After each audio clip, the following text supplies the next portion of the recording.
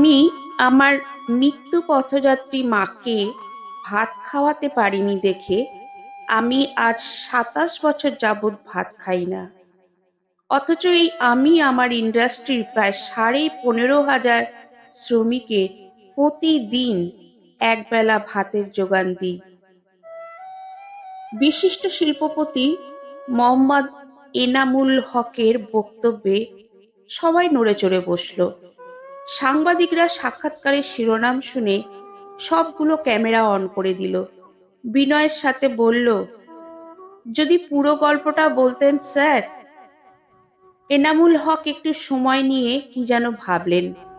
তারপর টিস্যু দিয়ে কপালে ঘাম মুছে নিয়ে বললেন, বাবা মারা যাওয়ার পর আমাদের আর্থিক অবস্থা খুব একটা ভালো ছিল না। ততদিনে বড় আপার বিয়ে হয়ে গেছে, আর আমি মেধা তালিকায় প্রথম হয়ে বুয়েটে চান্স পাই। বই কেনার টাকা ছিল না। সারা দিন বন্ধুদের কাছ থেকে এ নোট সে নোট জোগাড় করে ফটোকপি করে পড়তে হতো। টিউশনি করে যে কটা টাকা মাস শেষে হাতে পেতাম, তার থেকে কিছু টাকা মাকে পাঠাতে হতো, আর বাকি টাকা দিয়ে বন্ধুদের কাছ থেকে ধার দেনা করে কোনো রকমে টেনে টুনে পুরো মাস চালাতাম। বড় আপার ছিল ভরা সংসার, কিন্তু সেই সংসারে তার কোনো মতামত দেওয়ার অধিকার ছিল না। সবকিছুই তার শাশুড়ির কথা মতো চলতো। তাই সে চাইলেও আমাদের খুব একটা হেল্প করতে পারতো না। আমার তখন পরীক্ষা চলছিল। একদিন খবর এলো আমার মা খুব অসুস্থ। আমি কোনো রকমে পাস মার্ক তুলেই ছুটলাম। উদ্দেশ্য মাকে ঢাকায় এনে হাসপাতালে ভর্তি করা। যেহেতু হাতে খুব বেশি টাকা ছিল না, এদিকে মায়ের অবস্থাও খুব খারাপ, দিক দিশা না পেয়ে একটা প্রাইভেট ক্লিনিকে মাকে ভর্তি করলাম। ডাক্তার টেস্ট দিল। রিপোর্টে জানা গেল মার ব্রেন স্ট্রোক করেছে।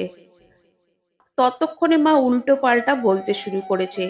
বারবার ক্যানুলা খুলে ফেলছে, চিৎকার করে কাঁদছে, হাসছে, জোরে জোরে বাবাকে ডাকছে। আমাকে অস্থির হয়ে বলছে, তোর বাপ এখনো আসে না কেন রে না? আমি কি বলবো? আমার নিজেকে তখন বেসামাল লাগছিল। সে সময় ফোনের খুব একটা প্রচলন ছিল না। হাসপাতাল থেকে বাসে করে বড় আপার বাসায় যেতে লাগে প্রায় ৪৫ মিনিট। তাড়াহুড়োয় আপাকে জানানো হয়নি আপাকে একটা ফোন করা দরকার। টানা ৩ দিন হাসপাতাল ভার্সিটি করে করে পকেটে টাকা শেষ। এক বন্ধুর কাছে টাকা ধার চাইলাম, দিল না। এদিকে মাও একটু একটু করে দুর্বল হয়ে পড়ছিল। বড় আপাকে বললাম, সেও এলো না। আসলে তাকে আসতে দেয়া হয়নি। সে এসে হাসপাতালে পড়ে থাকলে তার সংসারের কাজ করবে কে? শেষ সময়ে মায়ের স্মৃতি এই আসছে, এই যাচ্ছে।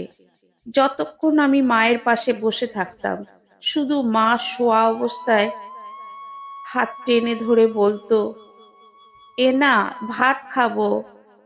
ও এনা, বাপ আমার, দে না ১ প্লেট ভাত এনে। আমি শুধু নীরবে চোখের জল ফেলতাম।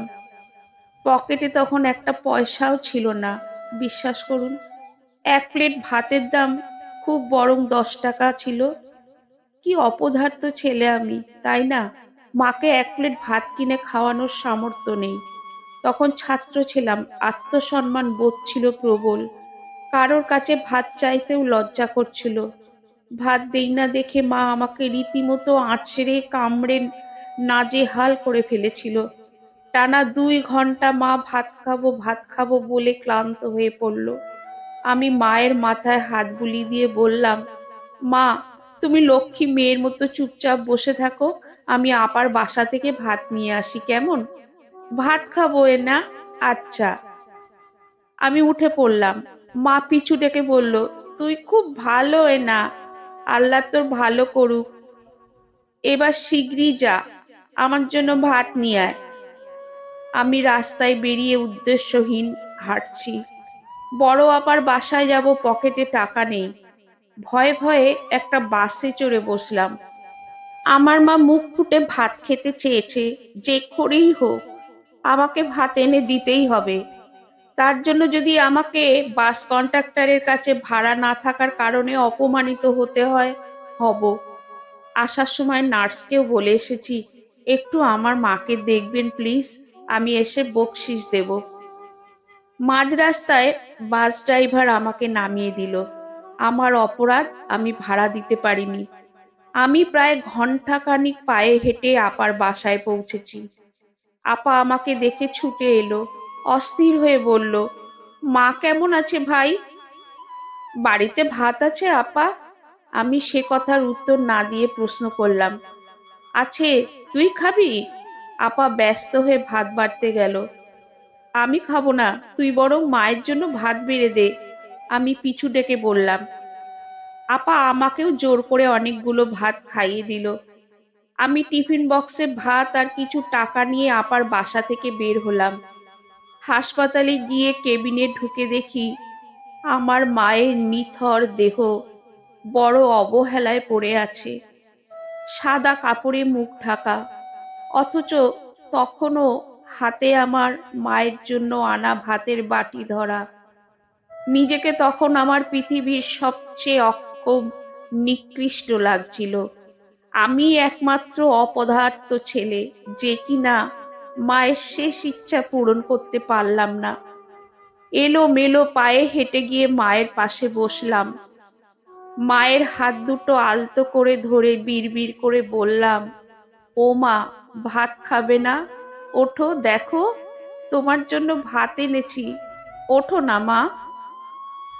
আমার আপা মাকে জড়িয়ে ধরে হাউ হাউ করে কাঁদলেও সেদিন আমি একটুও কাঁদতে পারিনি জানেন। কি নিষ্ঠুর দু চোখ, এক ফোঁটা জলও এলো না। শুধু বুকের ভেতর কি যেন কামড়ে ধরছিল, মনের ভেতর অস্থির অনুভূতি। আমি না, নিজেকে কিছুতেই ক্ষমা করতে পারছিলাম না। আফসোস, মায়ের অন্তিম সময়ে এক মুঠো ভাত মুখে তুলে দিতে পারলাম না। স্কলারশিপ পেয়ে আর দেরি করিনি। আমার ভাগের জায়গা জমি বেচে এক স্যারের হেল্প নিয়ে বিদেশে পড়তে চলে গেছি। যে দেশে আমার মায়ের মুখে ভাত তুলে দিতে পারিনি, সে দেশে কেন জানি আর থাকতে ইচ্ছা করেনি। পড়াশুনো শেষ করে আমি যে কোম্পানিতে মোটা বেতনে জব করতাম, আমার কাজের প্রতি একাগ্রতা আর সততা দেখে সেই কোম্পানির মালিকের খুব পছন্দ হলো। তার তিন কুলে কেউ ছিল না, এক মেয়ে ছাড়া। এত এত অর্থ সম্পদ কে ভোগ করবে? তাই আমাকে তার মেয়ে জামাই করার প্রস্তাব রাখলো, সাথে 50% প্রপার্টি লিখে দেবে। একসময় আমাকে বিয়ে তো করতেই হতো, তাই আর অমত করিনি। একটা সময় পর মনে হলো, অনেক দিন তো হলো বিদেশ ভুঁয়ে পড়ে রইলাম, এবার দেশে যাওয়া দরকার। দেশের মানুষের জন্য কিছু করা দরকার।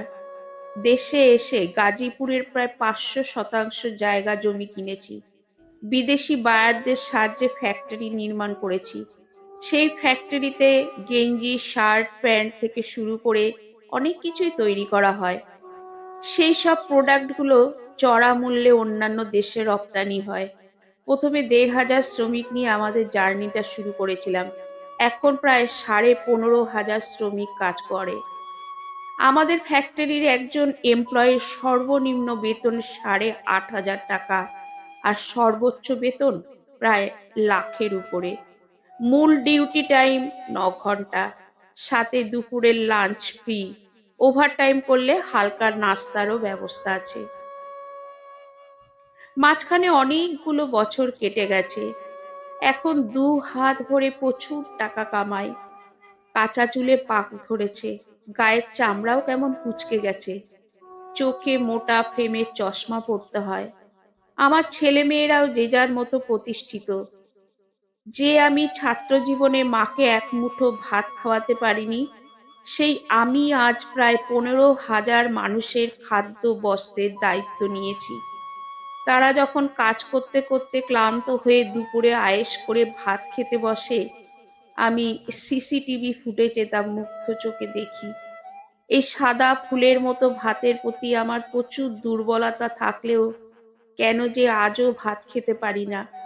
এখনো ভাতের প্লেট দেখলেই মায়ের মুখখানা চোখের সামনে ভেসে ওঠে। একটানা এতক্ষণ কথা বলে এনামুল হক হাঁপিয়ে গেছেন। একরাশ মুগ্ধ জনতা পেছনে ফেলে সে আস্তে আস্তে স্টেজ থেকে নেমে গেলেন। এখন ঘড়িতে 5টা বাজে। সন্ধে 6টায় একটা 5 তারা হোটেলে বিদেশি ক্লায়েন্টসদের সাথে গুরুত্বপূর্ণ মিটিং আছে। এখন না গেলে বড্ড দেরি হয়ে যাবে। চারপাশে পুলিশ, সিকিউরিটি এনামুল হককে গাইড দিয়ে গাড়িতে তুলে দিলেন।